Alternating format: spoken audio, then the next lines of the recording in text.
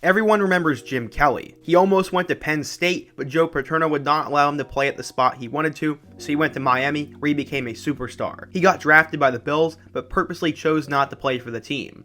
After the league fell apart, he became a Hall of Fame player with the Buffalo Bills, and has since become one of the best quarterbacks in NFL history. So yeah, we obviously know who he is, but a lot of people sometimes forget about his nephew. Let me introduce you to Chad Kelly.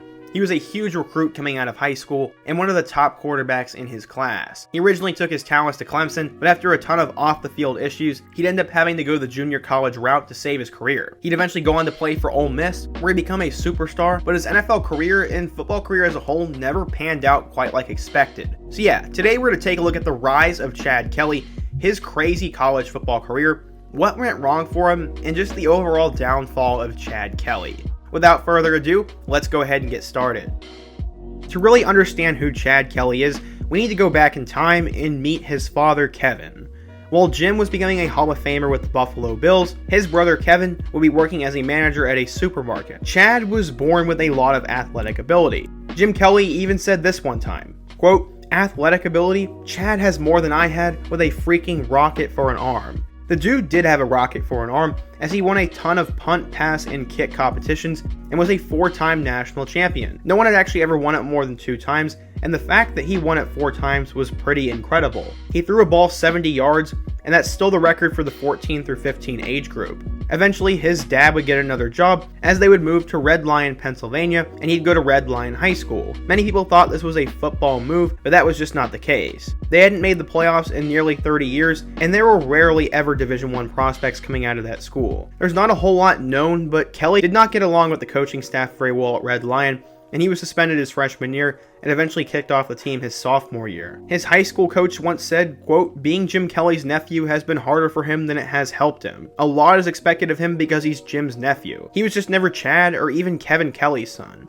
He was always Jim Kelly's nephew." He eventually would get another chance and would go to St. Joseph's Collegiate Institute in New York. While he was there, he became a huge name. He passed for 2,159 yards and 24 touchdowns to go along with 1,000 yards and 15 touchdowns on the ground as a junior, and he became a 4-star recruit. As a senior, he lived up to the hype even more, as he threw for over 3,000 yards and 27 touchdowns and rushed for 1,000 yards and 14 scores on the ground. He was obviously wanted by a ton of schools. Everyone knew the kid's name, but the real question was, where was he going to go?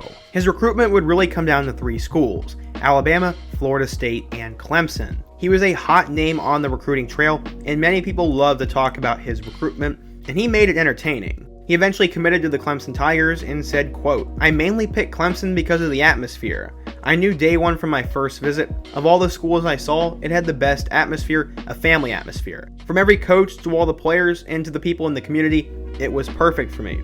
I just fell in love with Clemson." Unfortunately, off the field, he was a head case. For example, he took to Twitter when he committed to Clemson and took shots at Clemson's backup quarterback, Cole Stout. Kelly said, quote, "You're on the bench for a reason, and I come soon, just letting you know." Stout replied with, "I hate those that talk like they're everything when they haven't done anything yet." This was a disastrous PR move for Clemson and Chad Kelly, and it really showed just how far he had lost his head. The fact that he was already taunting one of his own players on a huge social media site with a huge following was very concerning, and that was not the only issue that Kelly had. He had quit on multiple teams in high school, and apparently he wanted to go to Florida State for a while, but he completely blew off the Florida State coaches because he wanted to be the one and only signee in that class. When it was apparent that the Seminoles wanted to sign 2 quarterbacks in their class, he said goodbye. Physically, Kelly had all the tools in the world to be a great player, and a lot of Clemson sports writers were really excited to see what he brought to the table. According to 24/7 Sports, Kelly was a 4-star recruit, the number 5 dual threat quarterback, and the 187th best player in the class of 2012. He'd arrive at Clemson with some competition, but eventually he was going to be the star. At least that's what everyone thought. Not only was he in hot water because of the Cole Stout take, but there was also a rap song that came out called Swag Kelly, and it grew his reputation for being arrogant and entitled. He'd end up redshirting as a freshman in 2012, and he'd become a backup, but he would miss a couple games after he tore a ligament in his right knee.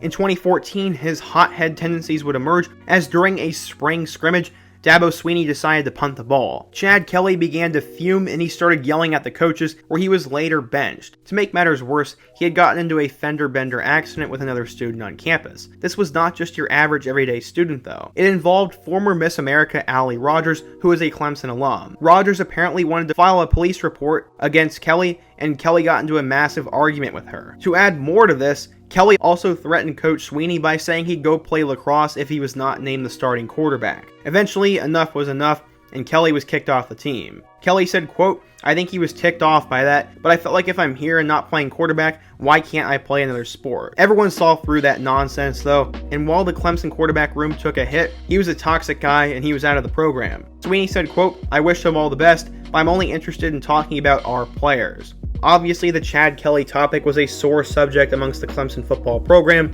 and now Kelly would have to save his career, his reputation, and honestly his life before things began to really spiral out of control. At this point, Jim Kelly was pretty upset with Chad's behavior, as Jim had always wanted a son to play catch with and to be proud of, but his only son he had would die at 8 years old because of a medical condition, and apparently Jim admitted that it stung to see Chad Kelly make the mistakes that jeopardized the future his son Hunter was cheated out of. Kelly said, quote, "I saw he had great potential, and I saw him pissing it away not just once, not just twice, a few times. I thought, when is he ever going to get it?"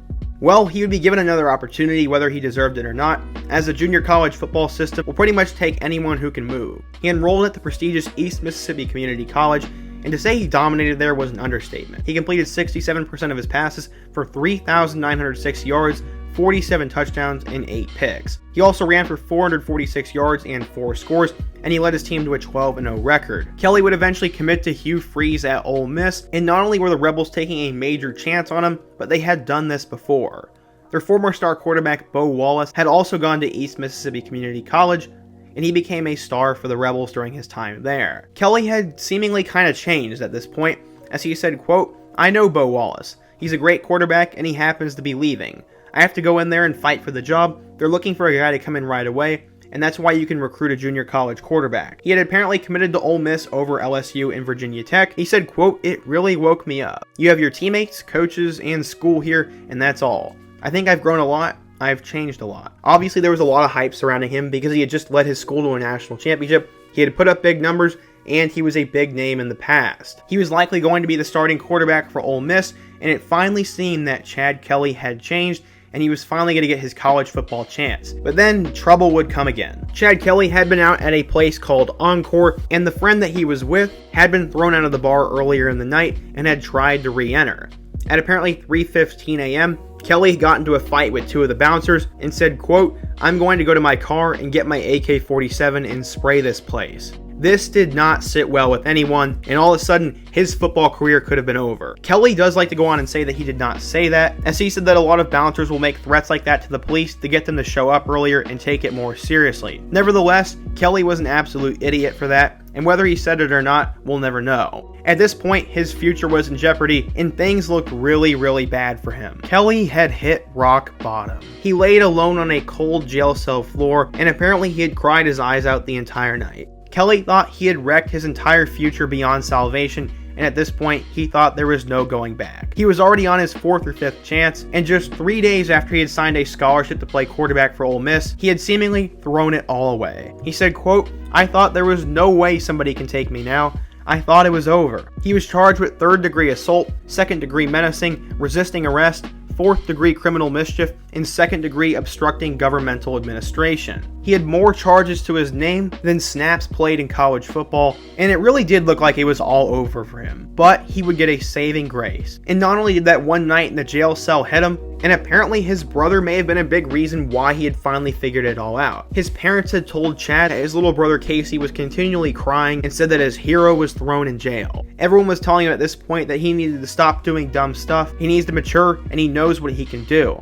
His dad said, quote, "I told him he can't screw up anymore. If he screws up, he's done with everything." This really did hit Chad in the gut, as he said, quote, "To go through that, to see my brother cry, him asking me why you did this, why you did that, was embarrassing. He has to go to school and hear kids say, "Oh, we've seen your brother late night on the news. He got arrested." Chad said his brother should not have to go through that. He apparently vowed that night that he would change and he would turn to his Christian faith. He made a zero tolerance policy promise to Ole Miss, and Ole Miss would believe his version of the events and he would get a chance to be the quarterback of the Ole Miss Rebels. He had the talent and the drive to win the job, and some of the coaches had said they had never seen a player work harder than Chad did. Kelly had worked his tail off, had made the dean's list, and even went on a mission trip to Haiti, and finally, things had begun to change. And now we can talk about his Ole Miss football career. Hugh Freeze and the Ole Miss program was on the rise, and it reached a new height when Chad Kelly, in his second start ever, would lead them to a 43-37 win on the road against number 2 Alabama. He'd throw for 341 yards and 3 touchdowns in that game, and he'd have a really good season. Just a few weeks later in November, he'd throw for 478 yards and 6 touchdowns against Arkansas, but they would lose that game in overtime, and you guys probably all remember the Hunter Henry Alex Collins miracle heave.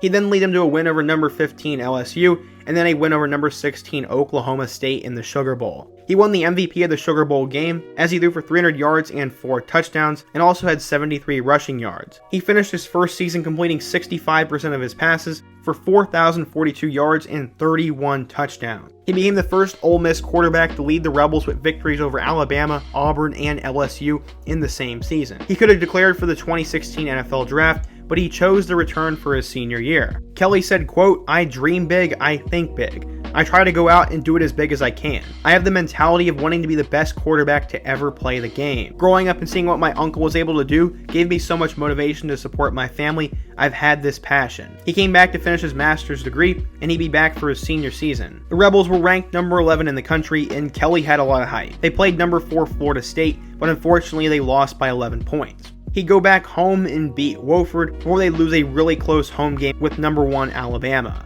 Kelly would bounce back and help them beat number 12 Georgia, and then they would beat Memphis. Unfortunately, this would be when the Chad Kelly era starts to go on a downfall, as they lost to Arkansas, LSU, and Auburn, all 3 of which were ranked. From there, he ended up tearing his meniscus against Georgia Southern, and his Ole Miss career was done. Ole Miss would go 5-7 on the year, but most of those wins were vacated due to their NCAA investigation. Kelly still managed to throw for 2,758 yards and 19 touchdowns, with 8 interceptions as well, and 5 touchdowns on the ground. He originally had an offer to go to the NFL Combine, but that was taken away. Kelly had really shown that he had grown up, and he was a great player for the Ole Miss Rebels, but would it be enough to get him drafted into the NFL? Teams are usually very concerned about taking quarterbacks with checkered pasts, but the Denver Broncos decided that they were going to give him a shot. With the very last pick in the entire 2017 NFL Draft, Chad Kelly became Mr. Irrelevant, and his dream of getting to the NFL had happened. Somehow, with all the stuff that had happened to him, he was still an NFL quarterback at the end of the day, and showed that no matter how many mistakes you made, as long as you don't give up, you can make it somewhere. The Broncos had signed Case Keenum to be their quarterback, so Kelly would battle it out with Paxton Lynch for the backup role. Kelly ended up winning the job,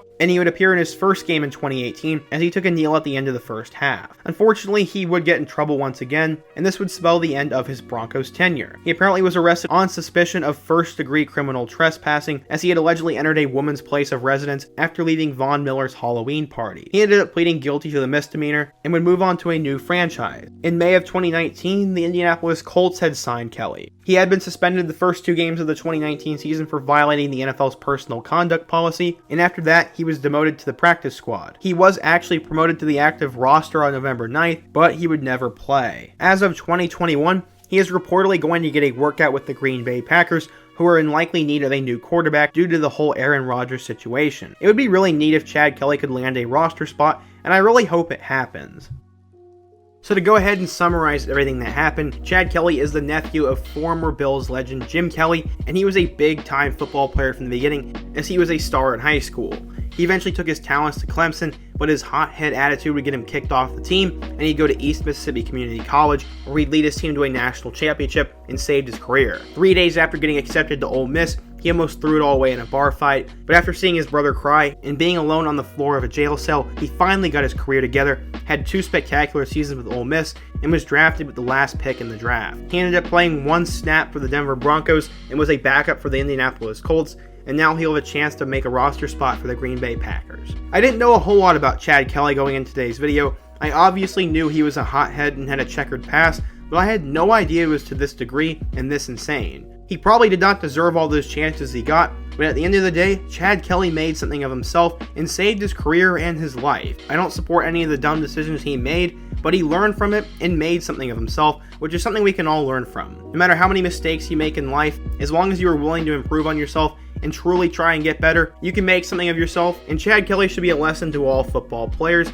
and people in general. He was a lot of fun to watch at Ole Miss, and I wish he got a chance to play for my Indianapolis Colts, but that just never happened.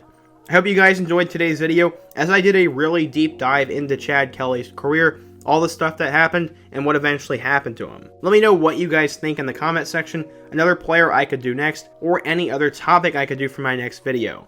If you enjoyed today's video, please be sure to show your support and hit that like button, as this video took forever to make, and I spent a lot of time on this. Subscribe if you love college football, and check out all my other What Happened To videos on the end screen. I hope to see you guys again soon, but until next time, peace.